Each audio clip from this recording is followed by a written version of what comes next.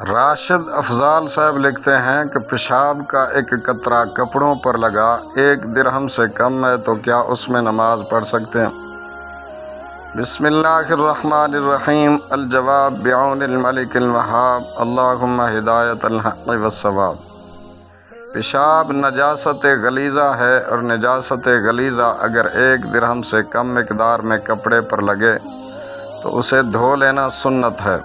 بغیر دھوئے نماز پڑھ لی تو ہو جائے گی مگر خلاف سنت ہوگی۔ اس حالت میں پڑھی گئی نماز کو دوبارہ پڑھ لینا بہتر ہے۔ صدر الشریعہ بدر الطریقہ مفتی امجد علی اعظمی علیہ الرحمہ فرماتے ہیں، نجاست غلیظہ کا حکم یہ ہے کہ اگر کپڑے یا بدن میں 1 درہم سے زیادہ لگ جائے تو اس کا پاک کرنا فرض ہے۔ بغیر پاک کیے نماز پڑھ لی تو ہوگی ہی نہیں، اور قصدن پڑھی تو گناہ بھی ہوا، اور اگر بنیت استخفاف ہے تو کفر ہوا، اور اگر درہم کے برابر ہے تو پاک کرنا واجب ہے۔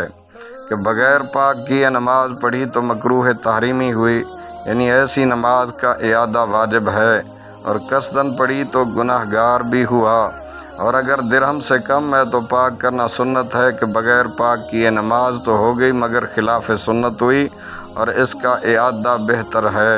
بہار شریعت جلد اول حصہ دوم صفحہ نمبر 393۔ واللہ اعلم عز وجل ورسولہ اعلم، صلی اللہ علیہ وآلہ وسلم۔